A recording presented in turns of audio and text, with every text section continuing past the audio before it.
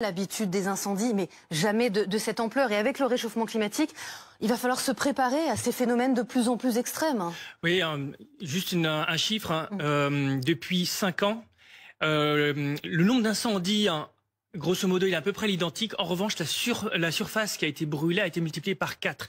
Et quand elle a été multipliée par 4, ça touche évidemment des populations qui sont beaucoup plus larges. Et ça touche évidemment des endroits qui, auparavant, les tailleurs étaient assez préservés. Des personnes qui...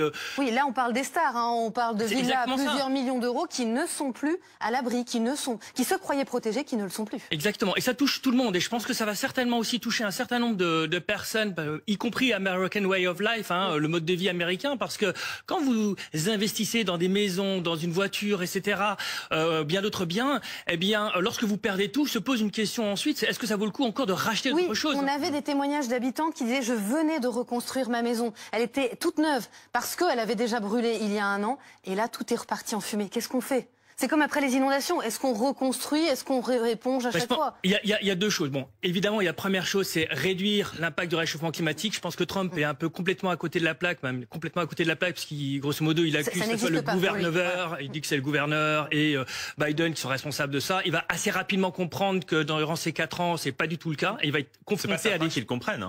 C'est pas certain qu'ils comprennent. Disons que...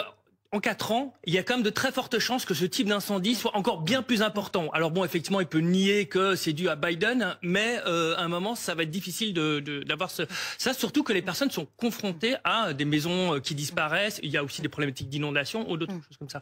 Donc, en termes, la première chose, c'est réduire évidemment les émissions de gaz à effet de serre. Deuxième chose, c'est concernant l'adaptation.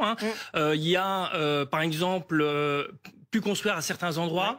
Ça veut dire aussi améliorer la partie secours. Il faut savoir qu'il y a des toutes petites rues qui se trouvent effectivement... L'accès des secours. Voilà, et il y a eu des embouteillages monstres qui ont eu lieu, qui ont eu des impacts. Là, il y a 100 000 personnes en même temps qui évacuent en même temps. Mais donc, ça signifie que ça va certainement arriver, peut-être l'année prochaine ou 2 ans. Faut pas l'espérer, évidemment, c'est horrible. Mais ça va sans doute se reproduire. Et donc, la question, c'est comment est-ce qu'on va aussi gérer ça? Et l'adaptation, c'est comment est-ce qu'on reconstruit, sachant